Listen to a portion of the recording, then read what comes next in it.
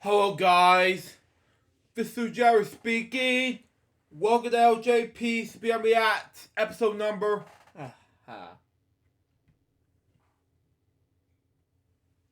Okay, never mind.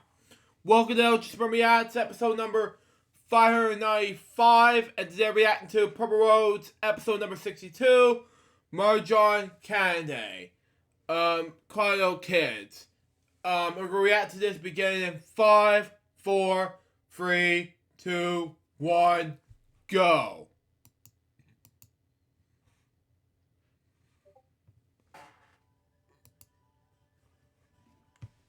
I'm Kerry Stinson, and my journey through life has been quite an adventure. For over 20 years, I've played Barney the Dinosaur on tour and 7 seasons of the hugely popular TV show Barney and Friends. Now my journey is to bring together friends and guests from all over the entertainment world for inspiring and at times amusing behind-the-scenes conversation. I'm Kerry Stinson, and this is Purple Roads. Wow, okay. Welcome to Purple Roads. My name is Kerry Stinson, and this is going to be such an interesting and fun, and we're going to go so many different places on this episode. We have Marshawn Kennedy, who, we started out an actor, live performer, author, and I love this. She's a storyteller. Wow. Marshawn, how are you? I'm doing great. Thanks, Karen, for having me on the show. Oh, I'm thrilled to have you here. I just love. I have seen so much you're doing. It's like you just don't stop, is what it seems to be. With everything. Yeah.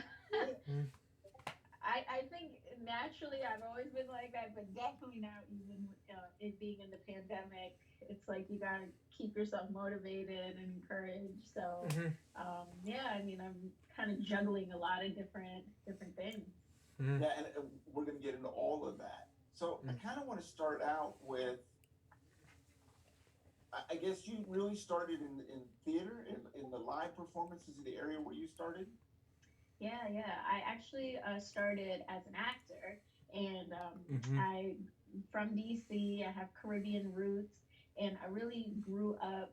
Going to see like live shows, dance. I really started in ballet and like modern dance, and then got into theater, musical theater when I was in high school. I went to arts high school here in DC, and from there, went on to New York, studied acting, went to Fordham and NYU for grad school, and just kind of engulfed myself as a performer. But I've always been an educator as well. I loved working with young people, but I never really thought, okay, I'm going to write children's books, or, I did a lot of children's theater coming out of college, but I never had the opportunity or even the thought of kind of creating my own work until a little bit after grad school, where I just kind of, I think a lot of actors go through this where they don't find work that is inspiring, or they don't feel connected to it. And then something kind of just hits you like, I'm going to write something. And Wow. from there, I think that was in about 2010, I started creating my own work. And from there, kind of like history after that. So was there a moment as a kid where the theater came to you, where you were like, I want to do that? Yeah, I think definitely from a place where I wasn't conscious of it, I wasn't thinking about it. Actually, no one in my family is in the arts or in entertainment or anything, so I really am still the oddball out. But I loved, literally like telling stories with my dolls, and I could sit there for hours. I mean, I actually found a few months ago VHS tapes of me, like when I was 4 or 5 years old, with my older brother, and we would put on shows and record them, and innately, like, I just loved it. I loved, the ability to just go to a different place through performance and through stories. And surprisingly enough, I didn't actually like to read that much as a kid, but I loved movies, and I loved Janet Jackson, Michael Jackson. So I love dance. I was always learning dances, and I knew all of Thriller and anything Michael and Janet I knew. So I think it just came to me naturally. But of course, over the years and studying, I was able to hone my craft and really discover my own voice as a writer and as an artist. What do I want to leave on the world, and how do I impact youth especially? Mm-hmm. So you decide to write something. You decide, and this is so fascinating to me. We've had several authors on this show, and there's a lot of pressure a lot of times. Okay, I'm going to write something, but what am I going to write? Were you able to just let it flow and whatever comes out comes out? Are you a perfectionist, and is it tough for you, or what was the process for you? Yeah, well, originally, in terms of creating my children's brand now, And Kawaloo did Kids. you start out with the kids brand, or did you just start out writing? Yeah, I started off just writing it as a play. Okay. So originally, back in 2012, I this was actually my second piece. I had written a one-woman show that was an adult piece, but I was touring it and performing it all over Wow. the country for a couple of years, and I developed a small audience, and people just kept asking me, "What are you working on next?" And I was like, "I don't know. I don't know. I don't I know, didn't bro. know that I had to work on something next." But um, I just kept thinking, okay, well, I am getting kind of tired of this piece. What could I work on next? And Mm-hmm. I actually went to I was in New York, and I was just inspired by my own traditions at home around food culture and folklore and storytelling. My mom is from Trinidad and Tobago, so I really just took my own experiences as a child with my mom telling me stories at night, dealing with the folklore that is passed down, which is an oral tradition. Um, in the Caribbean, but more broadly the Black diaspora. And I just kind of fell in love with, on the research side, I just fell in love with, wow, all of this is interconnected. Like Mm-hmm. the stories that I grew up hearing, and I'm in the US, but also that's in the Caribbean, but it's also connected to Black American traditions in the South, as well as Africa and, all over the African diaspora. So I really just engulfed myself in it, and it kind of just came to me naturally. Obviously, with Callaloo, it's a fictional story, but it's based in the folklore traditions of Trinidad and Tobago specifically. And then, as over the years, from about 2012 to about 2018, I started developing a team, and we really transitioned it from a stage play with adult actors to Wow. a children's book series to puppets with over 20 actors, actors Wow. in a team in New York, LA, DC, and it's really become. I keep saying it's a brand. It's like a lifestyle. Mm-hmm. Kids see me and they're like, "Oh, that's the Callaloo lady," um, Mm-hmm. because it really means so much to me for all kids, but especially Black and Brown children to be able to connect with their this history, this culture that they experience every day around the dinner table. Really, traditions that are passed from their grandparents to their parents to them, and it's really like an immigrant story. I'm Mm-hmm. first generation, and I think a lot of kids in general, not just Black and Brown kids, but everybody everybody travels. Everybody, has a grandparent or family members that may be from a different country. So it's just interesting how these stories, are passed down and they become something new and exciting for kids today. There's so much I want to talk about from what you just said. All this, because this is one of the things I absolutely love. I got to let everyone know our friend Danny Joe connected us, and I'm so thankful for Danny. And he sent me what you were doing, and I was immediately like, yes, yes, yes, yes, got to be on here. Yeah. So I want to start out with everything that you just talked about. So you've got these stories, but you have to adapt them for kids. So you've got to tell all this history. And I love what you're doing. You're talking about black and brown kids and letting them see something that they can relate to. And at the same time, telling a story that everyone can relate to, which is what I love about this. You know, we talk about diversity and wanting to do these things, but the reality is everyone's going to love it. Everyone's going to love these stories. So what was it like for you? You take this show, you're now turning it into a book, and you're turning it into a book for kids. Now, what is the age group that you're really focusing on? Yeah, well, our books, they're focused for kids between ages 3 to 7, but really Wow. kids to about 10 enjoy it. I'm actually a new mom myself, so Congratulations. thank you, thank you. So within my daughter is 14 months now, but you know, she sees the books and the characters and is always pointing to them. She has no idea, you know, I wrote them, but definitely for kids about 3 to 10, enjoy the books and the live shows, and I guess really figuring out how do you go from a stage production to children's books. Again, I had never written anything. I had never really worked in kids media or children's literature before. So for one, I just had to have this confidence that okay, I'm going to do this and surround myself with people who believed in the story. And I think that's what it comes down to is the story.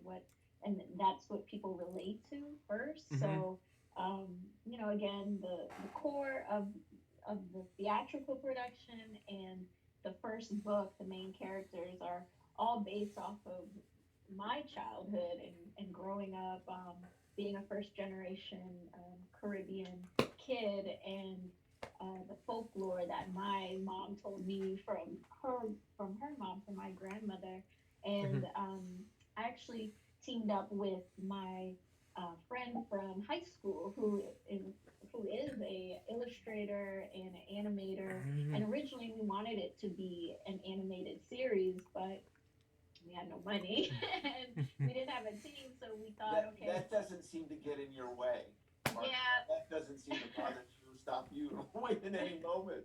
yeah, and I mean, the whole project really, you know, since creating it has really allowed me to be more resourceful and take more control of my own artistry and craft. And originally, I always tell this story that, you know, I wrote a manuscript, I sent it out to agents, literary agents. I was living in LA at the time, and you know, everybody rejected me. It was like, who are you? You are an unknown writer. What is this story? You know, nobody would want to hear about this. Wow. But I knew that, you know, the show was pretty successful. We did a workshop at Lincoln Center in New York, and we did 2 live productions that were sold out. Like people were literally trying to get in, standing outside. So I Wow. just knew, you know, I had never seen anything like this. I knew that, you know, so many kids could connect to it. And my business partner and I just teamed up and we developed it ourselves from the ground up. And once we added the puppets to it, it was like, it just exploded. And that's actually what forced me to move back to DC, where I'm from, and develop my own company. And Wow. it's allowed me to actually, you know, hire, you know, more actors and more creatives, and a lot of people I went to high school with, that I went to college with. And I think that is that's the most important thing to me, that you know, we're people of color, creators of color, generally young millennial artists who are, you know, telling our stories, and then kids can connect to it. We've been able to translate our books into Spanish, and actually our Spanish book that's also online is our most popular book. It's every Yeah, time I look at we saw that with the Latin community with Barney yeah, as well. We yeah. did lots. I did lots of shows down there, and we did the same thing. And it's a wonderful community that really supports great stories. Yeah. And I think that is just telling, even what you said, like there are communities who are desperately in need of this type of content and stories that kids can relate to. And young people need this. They need to feel seen. They need to, know that there are different types of people all over the world. And I think that's what diversity and equity is about. It's about, showing stories and kids, in this case, kids of color, as the center of the narrative. And it's full of imagination and history and, growing up in an urban city. And it's, it's so exciting, Oh even for my. me as an adult. I love to see adults get excited about this. I love the fact I'm in Fort Worth and you're in DC, and I can feel your energy here all the way through the snow here in Texas. Yeah, I love it. yeah, But it's funny what you're saying about the audience needing that. Well, what else they need is you, because someone that it's really hard to explain to people that no is part of this business. Unfortunately, so many people see all these successful actors or singers or authors and don't realize what they had to do to go through that and to get to that fame. You don't just start there. You've got to go through a lot of rejection. Mm-hmm. And the important part is it's not because your books were bad. It's nothing personal most times. It's really just because you just haven't built a brand yet. yeah. But the fact that you just said, "No, I'm listening to this," and I'm thinking, does she realize all the things you've done? You're like, well, then I went and I started a company, and then I had this and this and this. Wow. It's just wonderful I mean, what you've done. thank you. I mean, I think in the early stages, I didn't think about it. I didn't think, I was doing anything out of the ordinary. I again, my foundation is in acting, so I was actually, very used to rejection, and I welcomed it. It actually fueled me to, keep going, because I knew deep down that, this was something that I should devote my energy to. And I think also, being from DC, I had a strong foundation in, entrepreneurship and the Caribbean and Black community here. I grew up, both my parents are entrepreneurs. So I knew that a part of me knew that, okay, if I want to make a lasting piece of art, I have to create it, I have to build it. And I've spent a lot of time. I also work as a consultant and a producer, in film and in other areas. So I secretly a huge nerd when it comes to administration and management and things like that. So these different parts of our brains that we have to use, as an artist, as well as, a business person or entrepreneur. It came very naturally to me, that I actually would rather spend all of my time developing my own work, than, Mm-hmm. showing up somewhere that I didn't really want to be. And I think a lot of artists feel like that. We come from passion, we come from, this, we want to feel alive when we get Yeah. up in the morning. So I had spent a lot of time in my acting days in New York, working 5 jobs and trying to just, make rent in my 20s. And Mm-hmm. I knew that, okay, this is important. I see what I'm building here. I have a great team, people that believe in me. And now I work with a lot of aspiring writers and children's authors who want to self-publish, who want to tell their own stories. Mm-hmm. And it's exciting that, they look to me as someone that, can really help them, build their own stories. It obviously, I can feel it from here that this story is just, it's deep in your heart. Mm-hmm. Telling the stories, it's way more than, there seems like you just created this mission to get these stories out. You see the need, and there's just nothing that's gonna stop you. Yeah, and I think that, and I have the books here too. That Wow. I these are the three main books in the series. You Wow. can see them here, and they've all been developed really over like a 7 8 year period. And as an artist, as a creative entrepreneur, like so many things in my life has changed in that time. But I just keep coming back to the story. Like these stories are based in real experiences. The people I got to collaborate with me on, like this is our second book in the series that is all about Puerto Rican folklore.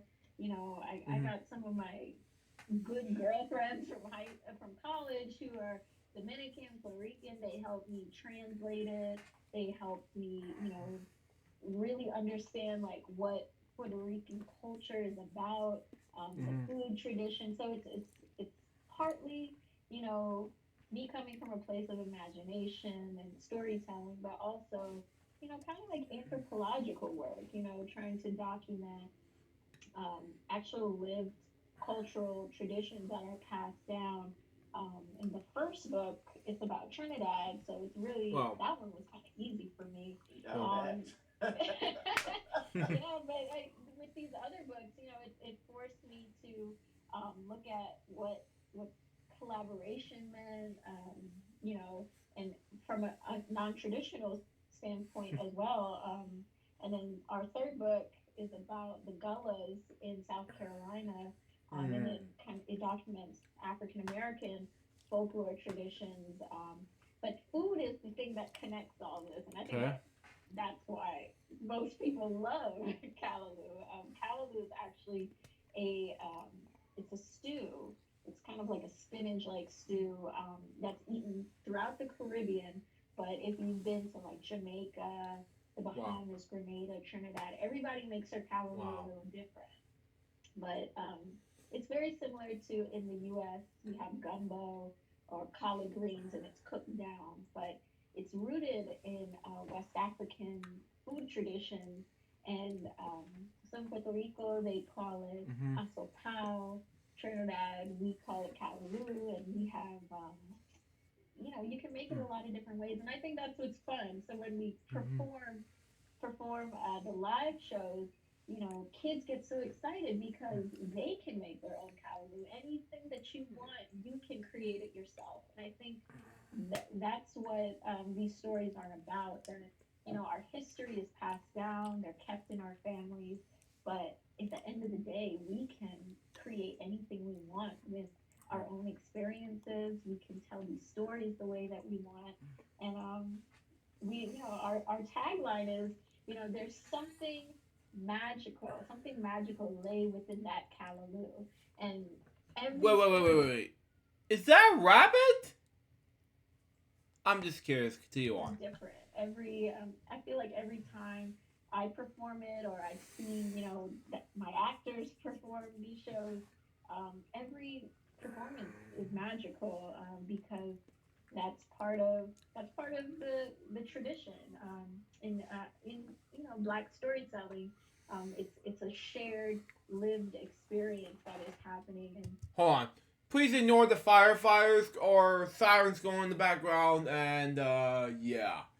Continue on. kids may not know that that's what's going on, but they feel it, and you see it light up in their faces, and I think that's why their parents and adults like it too.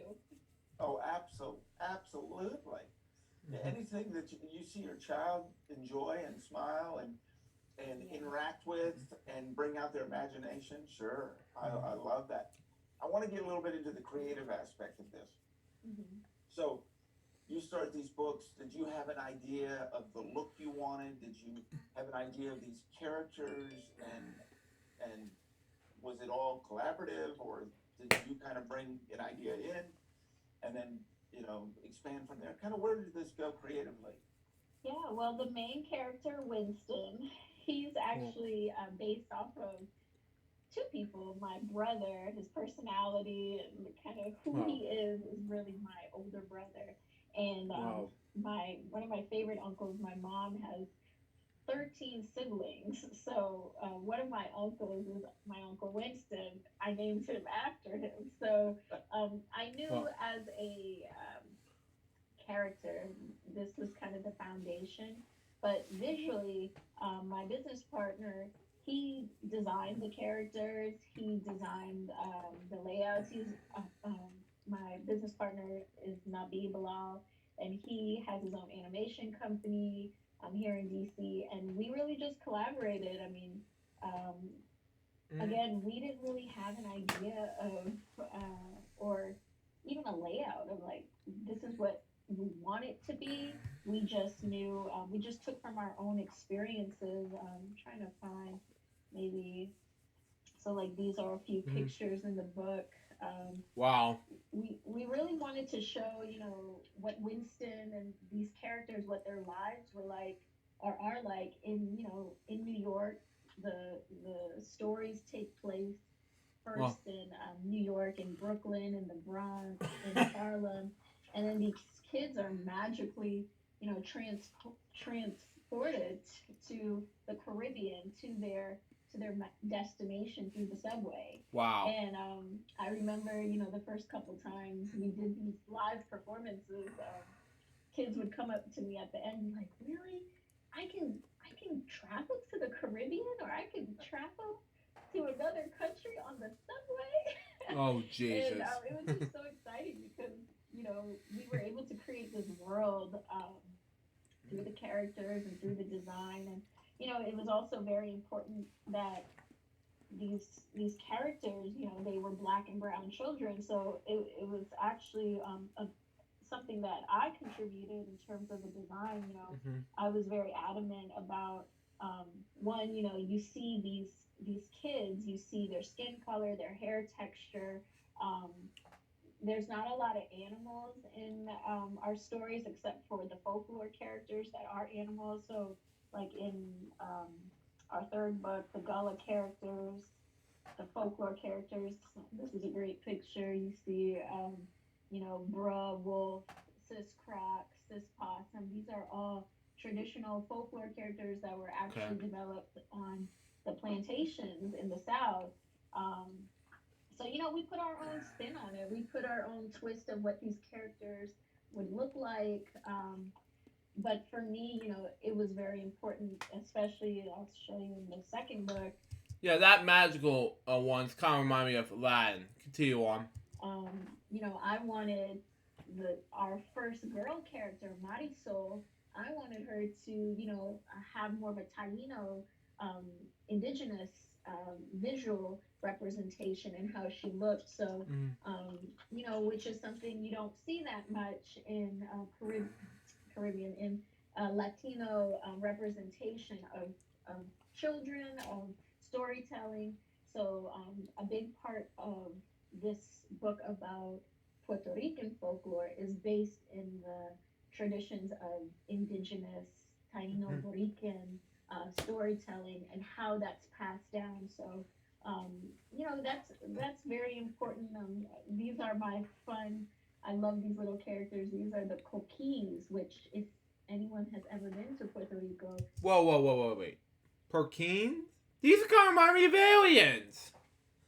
Continue on. as soon as you step off, the plane and you get on the island, you hear coquis, coquis, coquis, and those are the frogs that are Oh, indigenous I see. to um, Puerto Rico. So all of our characters are, and this was kind of my doing. This is the history side of me.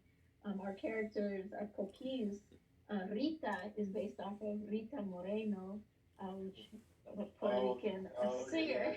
Yes, yes. And we have Tito And, here. and a kid's performer in the early days that a lot of people don't know. Oh, okay. Oh, Yeah, I didn't know that. absolutely. Yeah, so all these coquis are based off of Puerto Rican, artists and cultural icons. Tito Puente, Rita Moreno, Arturo Schomburg, and then of course the Chupacabra is kind of the villain.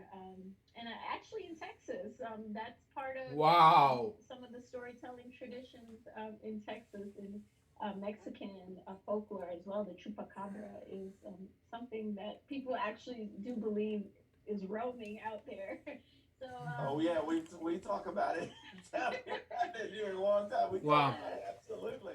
yeah, I mean that's the fun thing about it that you know I think that's also why adults can connect Excuse to me. it too because some of these stories and traditions that that mythical folkloric storytelling is something that you see in every tradition, every culture around the world. So famously Walt Disney, Wow.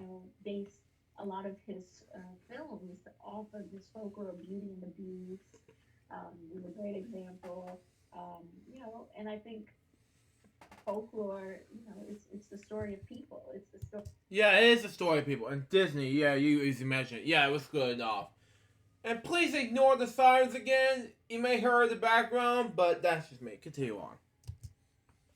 Story of how we make sense of this world.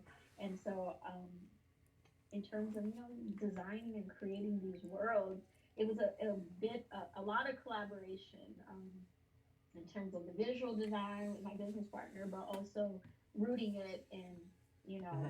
kind of like I would say a revolutionary style of creating children's books and children's content.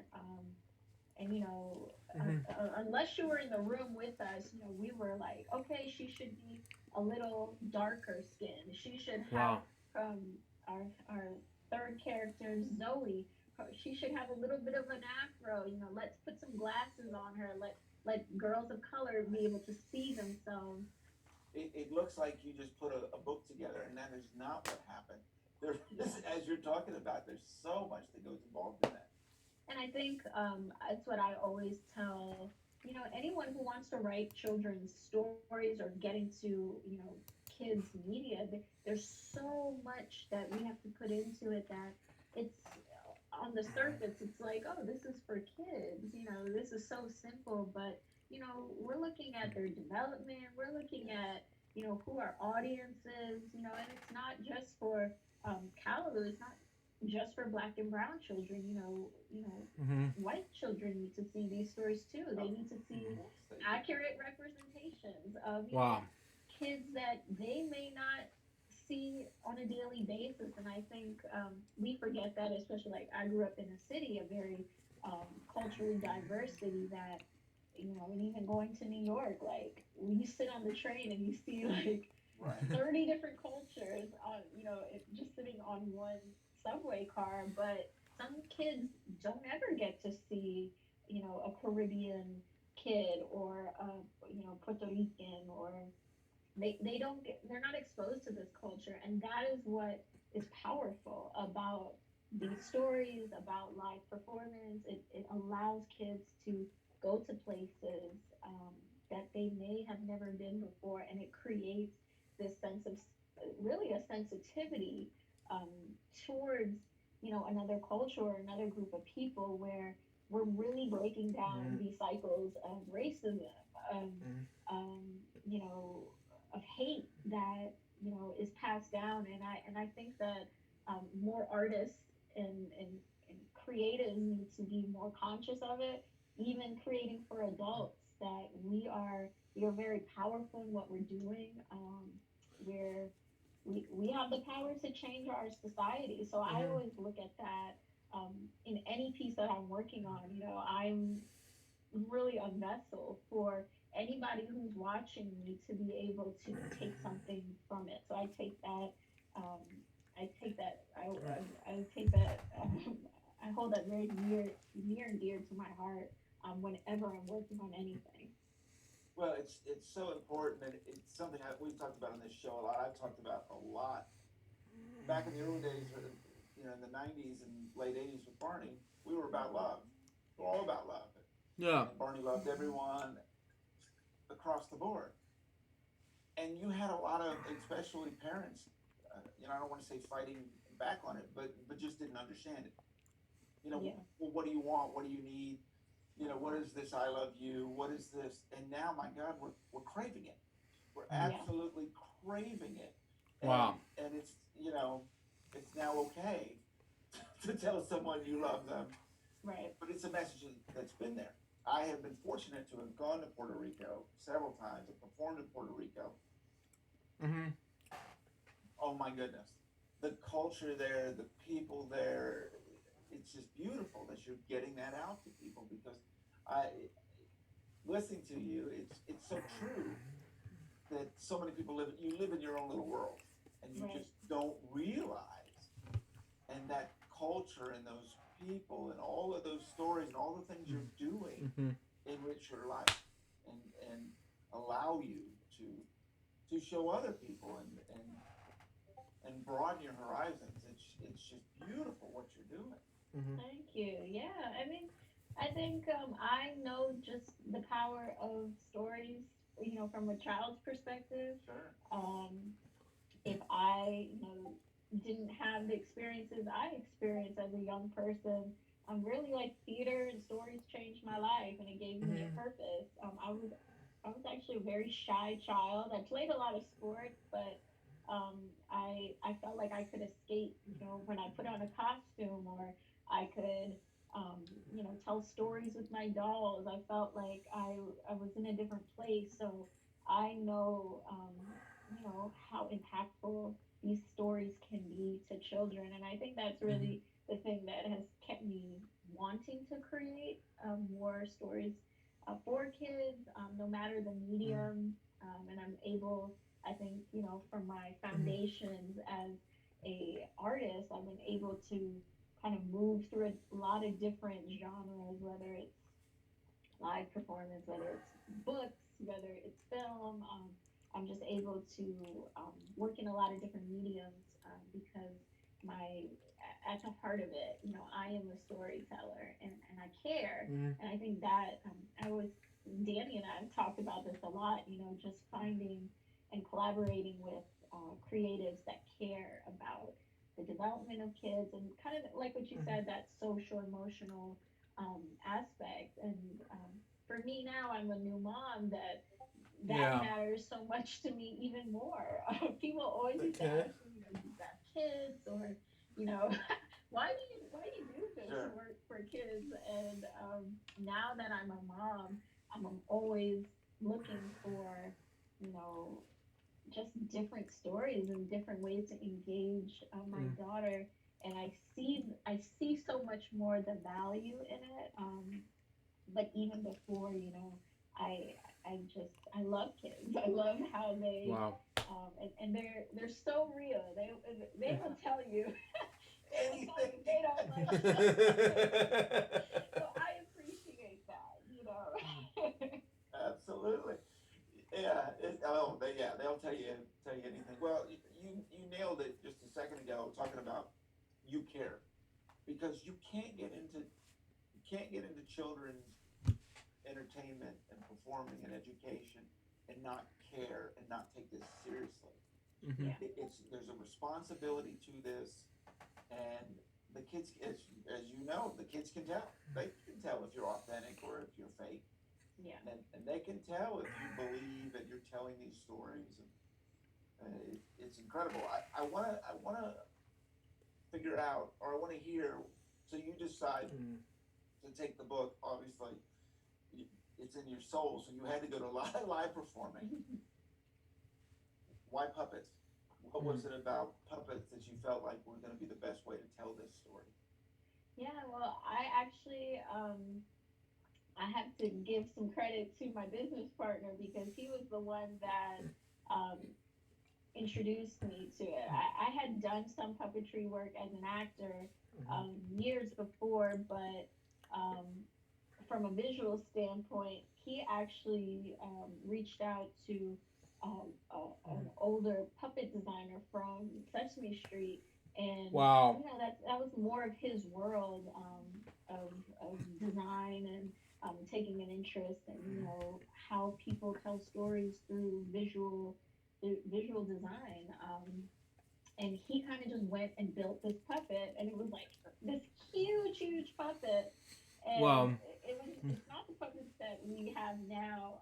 They've kind of transformed over the years, Sure, but sure, sure. yeah, we kind of just went out, we did a few readings, and kids just gravitated for the puppet. Nobody really cared about me anymore reading the story, but it just actually made the main characters come to life even more, and it was more of an experience. And also, seeing children of color as these center puppets. So many parents had said they had never seen anything like this before. So, they were similar in the style of, what kids were used to and seeing like on Sesame Street in terms of the Muppet style. Mm-hmm. Obviously, they're not Muppets, but they were arm rod puppets, and it gave a lot of flexibility for the performers to Mm-hmm. be able to perform and pull in and out of, okay, I'm an adult, I'm the adult performer, and then this is the character, this is the child character. So in terms of directing it, it also then became so much easier to craft these stories. And we have so many characters that we're dealing with. The folklore characters. There's about Mm-hmm. five or six um, folklore characters in each story. So, from a directorial standpoint, it was like, okay, how do I tell these stories without having so many performers that I have to pay to do all Right, this right. work? And it became something I got engulfed in. And Mm-hmm. then the designs got more clear. Okay, um, we want more flexible puppets, and actually our puppets now that we have are from a designer in Germany, and they're like more 3D like. They look literally just like the characters in the books. And we would have readings and Mm-hmm. presentations and you know, bigger live shows, and kids, were coming up to reach out, and I'm sure you've experienced this with Barney too. They just become they become connected Yeah. to the presentation of it, of they want to engage and talk to the characters, as if they are real people and adults too. You're sitting there having a conversation with the puppet, and the actor kind of disappears. The puppets actually, back in 2017, we were invited to come to a puppet workshop at Sesame Street. So it allowed us to, you know, for one, it showed me, okay, we were on the right track with what we're doing, in terms of presentation, Mm-hmm. but we learned so much. My business partner and I went for about a week and studied, I mean, it was incredible just being in the room with, actors who had trained with Jim Henson, and Mm-hmm. learning these techniques in Wow. puppetry for TV and film. And I mean, I, for one, I was just blown away that the amount of work and the amount of, it's after that I was like, okay, I think I'm, I think I'm better at directing than, fully being a puppet, a puppetry, Puppeteer. performer, a Sure. puppeteer. Yeah. I mean, definitely, like, I think I took on, and my Wow. business partner, we took on all these different roles because there was nobody there to really do it. But I mean, Wow. I have so much respect for, like, people like yourself. I mean, it's so much work, and physically, being in great shape, the demand on your voice, on your hands, and it's a beautiful craft. And I think that I've gained so much respect for, and love for that style of performance. But I think, it really just brought another level to the Mm-hmm. Kawaloo experience, that it wasn't just about me. It's Mm-hmm. it's it's it's not about me. And, I kind of started it with this writing, but um, it's allowed other actors also in my community to work with me, to be exposed to this craft, this art form that, a lot of black and brown performers, don't have the opportunity to want to work in children's theater and media, but also to work in puppetry. So all the skills that I learned on Sesame Street, I brought it back to my actors, and we were able to enhance our style and our performance, and translate that also to our digital content. So Yeah, I mean, it's funny because a lot of things just kind of happen. They just, it's like, oh, this Yeah, is an opportunity. Let's just try it. right. But where it went is that, I mean, that's it because you're doing both sides of it, right? You're Yeah. obviously showing this to this new audience, these kids and parents and all that. But also look what you're doing for the puppeteers and the acting community and teaching them because I think for an actor, kids entertainment is not typically where you go. You Right. usually fall into it or something. You know, you're looking for work, and then you are just sucked in, as you mentioned earlier about connection. Mm-hmm. The connection between these characters and kid is one of the most incredible things I have ever seen. I have gone to many hospitals with Wow. with the purple one, and a lot of times we wouldn't have the voice with us. It would just be Barney. Didn't matter. Mm-hmm. Did not matter. The connection with the child, and there could be 100 people in the room, and they're all gone. Right. It, Barney and that child, and you can see that you're seeing this with your characters as well. I'm curious. So, okay, we talked about the visual, but you also have to have the voice. Did you Mm-hmm. all? What went into creating the voices for these characters? Yeah. I mean, I think with in terms of the actual main characters and performing them as puppets and bringing them to life. Um, I remember our main character Winston. So my business partner Nabi, he played Winston originally. Okay, So we have to do all that character back study. Okay, sure, Wow. he's from New York. He's rambunctious. He's independent. He likes to get into a little bit of trouble. Uh, all of right, these, all of this stuff that makes up this little human. Um, and then what his background is.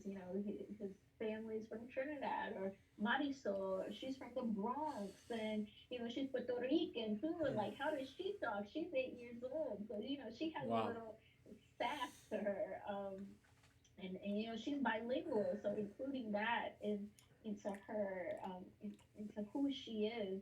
Um, and even with our third character, Zoe, she's actually from South Carolina, so she has a little twang to the Oh, way that shot. she may talk, but she's a little shy, and she moved to Harlem, so she's just a Southern girl, but she talks a little different, and we actually made her character um, be on the spectrum and have autism, but she's high functioning. So some of the stories that we created with her in terms of the digital side explore that in her character.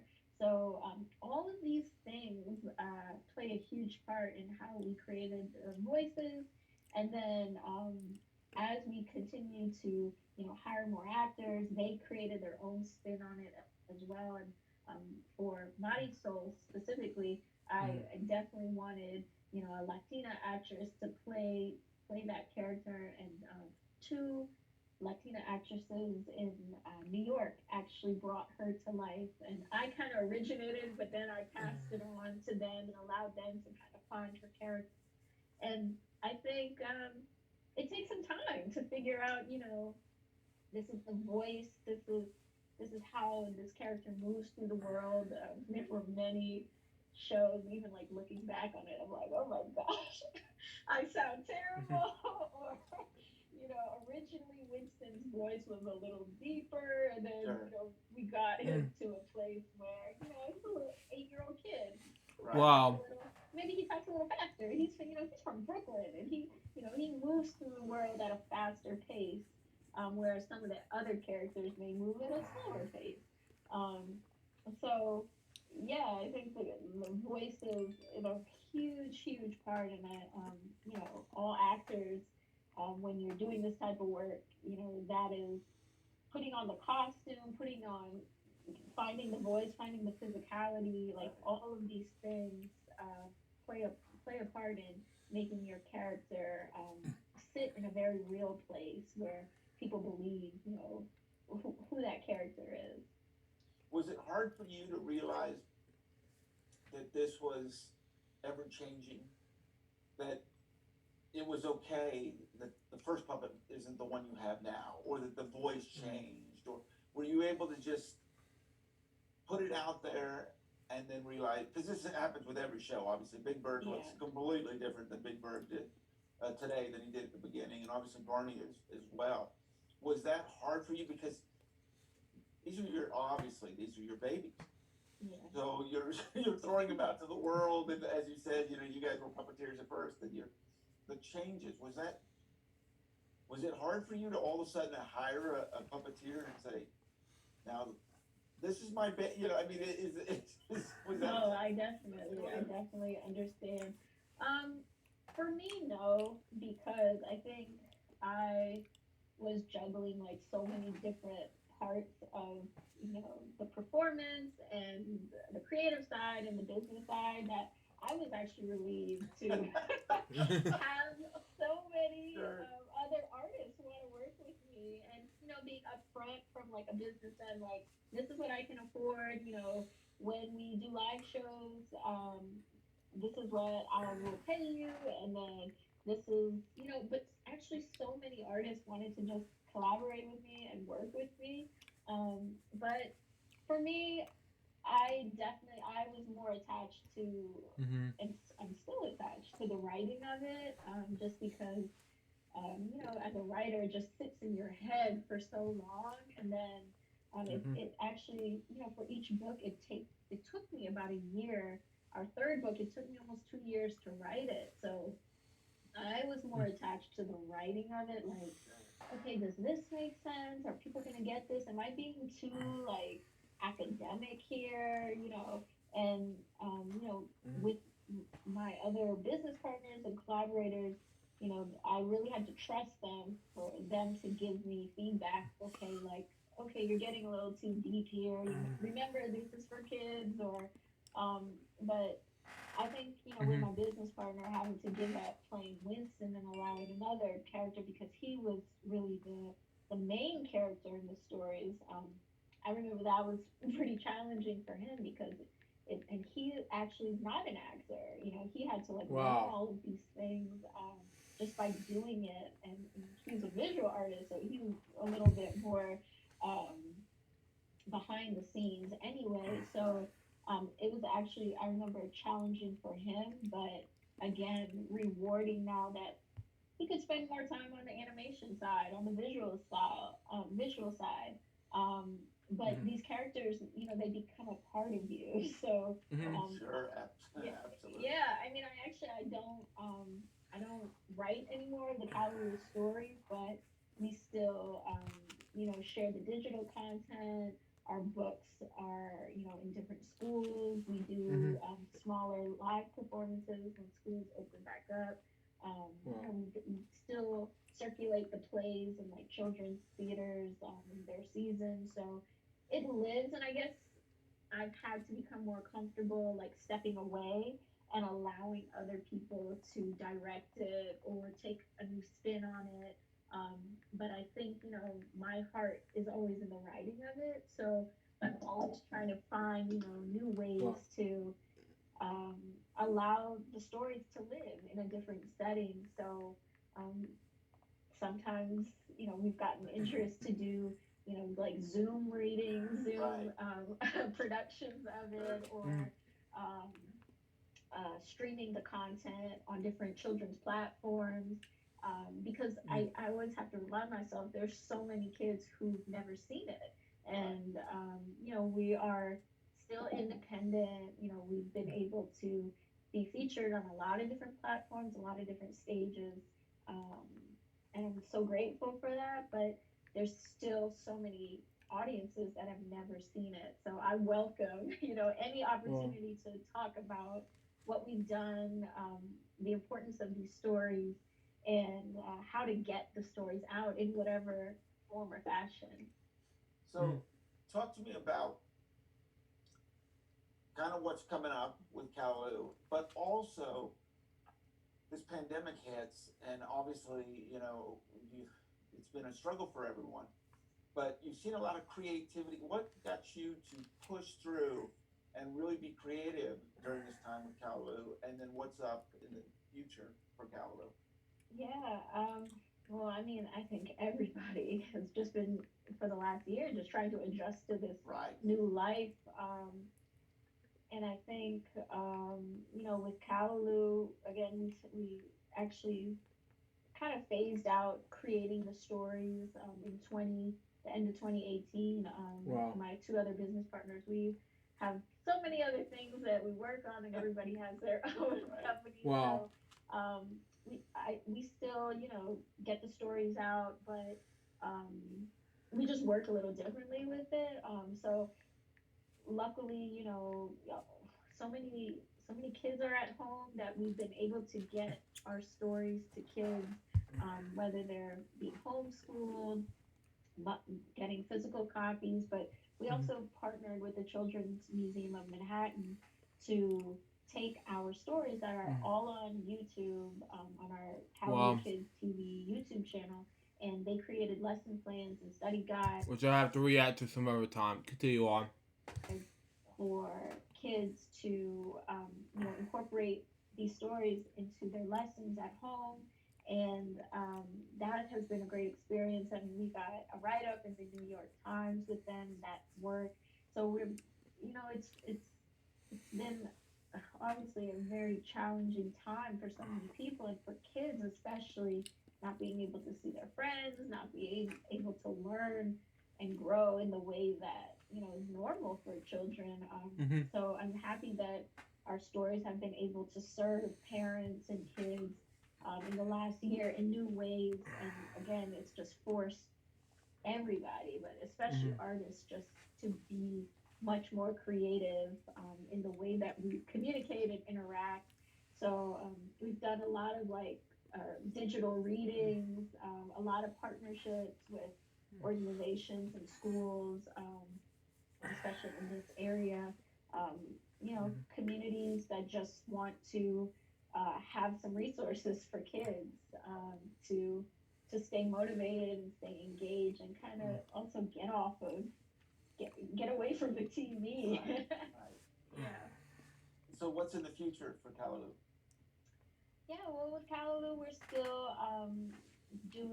we're focusing on partnerships more. So we're streaming on a few different platforms that focus for children's media of color. So we have a few partnerships in the works that are going to be featured on Roku and Amazon. So that's something, and we had a live performance scheduled with the Public Playhouse Theater here in Maryland. So that was actually scheduled during right before the pandemic. So we're trying to get that rescheduled, but we're looking to continue to do our live productions kind of once everything opens back up. So, and of course, we do a lot of work with schools, so that's something that is always continuous. Well, once we all open up again, everyone's going to be dying for live performances. Yeah. So Wow. I think Kawaloo will probably be pretty busy once we're open again. Well, Marshawn, I can't thank you enough. You have just inspired me. I love what you're doing. It's really an important message to keep going, which you just seem to never. I don't know how you sleep. I don't sleep much these days. Yeah, well, yeah, little one. right, especially with that little one. But also to take something that you believe in so much and get it out to the world. I just think it's beautiful. Thank you. Thanks, Carrie. It means a lot.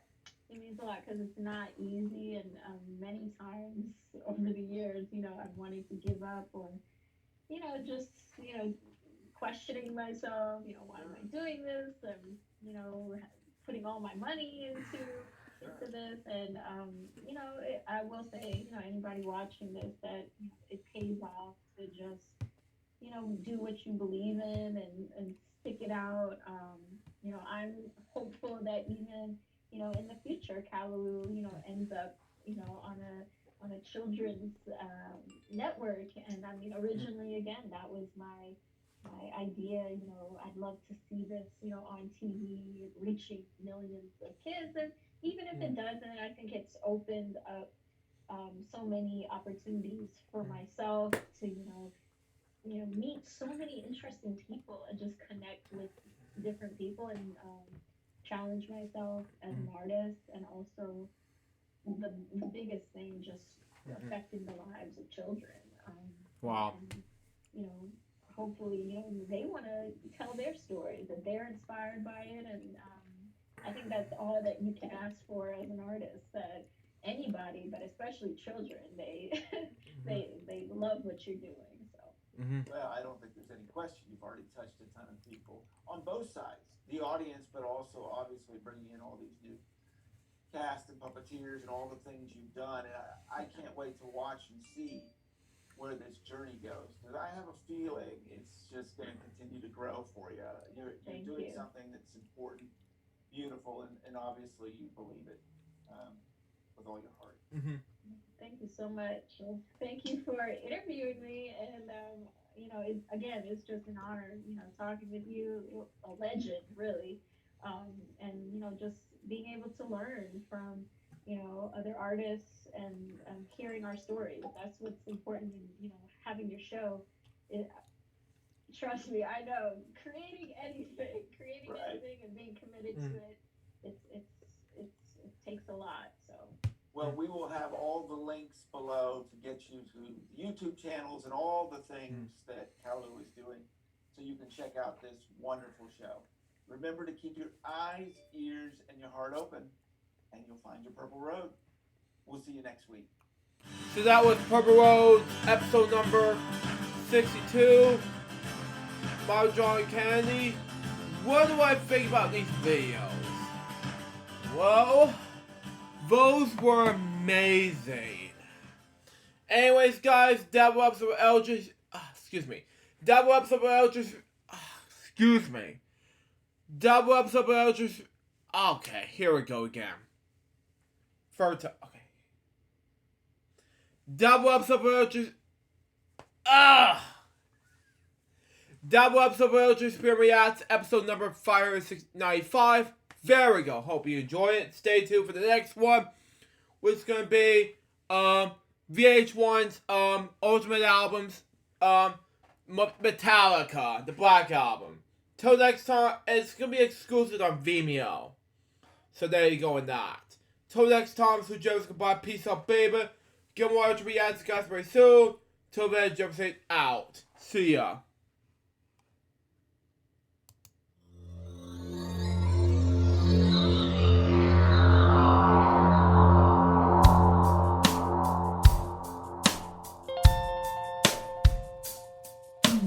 Given unto me this life I'll never take for granted, and given all the time I failed to really understand it, I never sought to meet the maker of reality, the one who gave the life that which is always happening, but I tried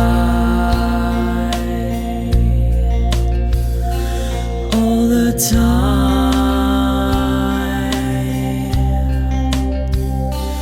I